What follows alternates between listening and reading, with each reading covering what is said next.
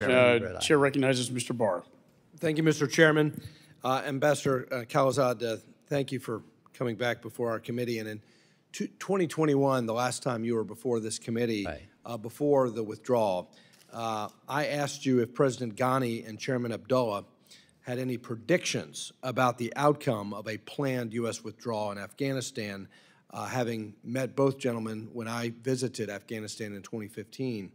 And your response was, quote, "They have no choice but to prepare to defend themselves, and we have made a commitment to help them defend themselves if the Talibs go the route of a military solution."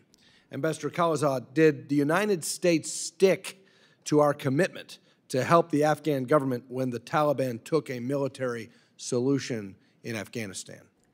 Well, we did, I believe, in the following way, if I understand you, sir, which is that we continued to provide them with military support, including attacks against the Talibs when the Talibs attacked them.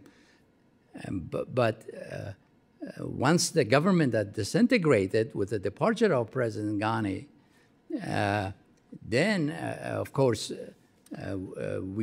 we could not help them. I think just reclaiming my time, as I think Mr. Waltz demonstrated so ably, we did not stick to our commitments, and there was not a fulfillment of the Doha conditions-based withdrawal. It was an unconditional withdrawal.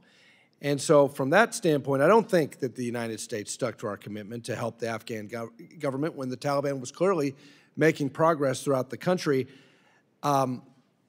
Do I interpret your testimony in response to Mr. Waltz correctly that President Biden did not adhere to a conditions-based withdrawal as contemplated by the Doha Agreement?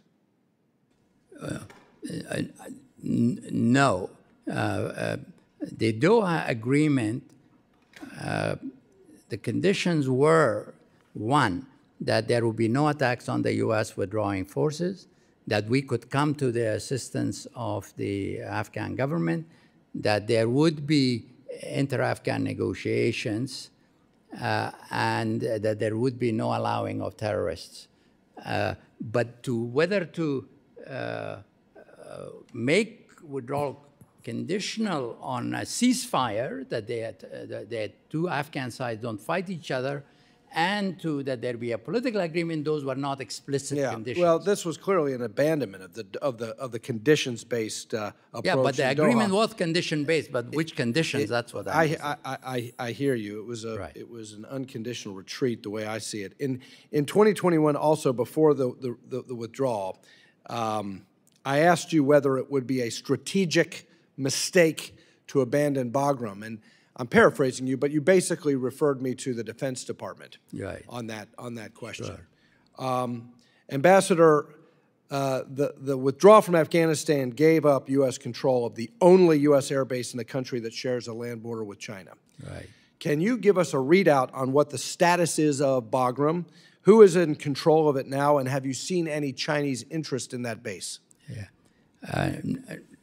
Now, of course, you're right that we gave up, obviously, Bagram, and that was as part of the agreement to withdraw all forces.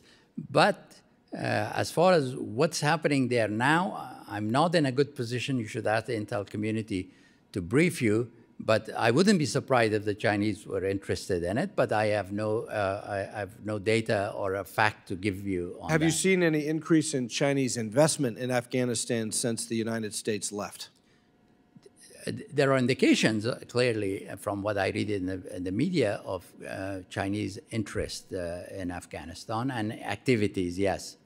In my remaining time, Ambassador, it's often portrayed that the withdrawal from Afghanistan was a security decision for the long-term safety of American soldiers. While I do not believe the United States should have had a forever presence in Afghanistan, save for maybe Bagram, the way in which we withdrew was an unmitigated disaster. Do you believe the United States is more or less safe with the Taliban in charge?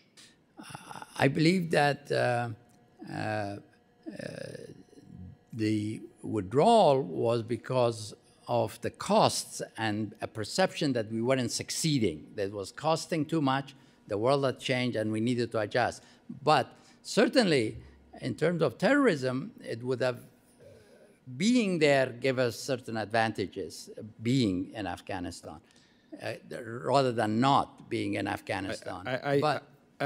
My time has expired, but with ISIS-K fighters, Al-Qaeda allowed to thrive in Afghanistan, the Taliban in charge, clearly the United States is not in a safer posture. With that, my time has expired. Mr. Chairman, thanks for the hearing. I yield back.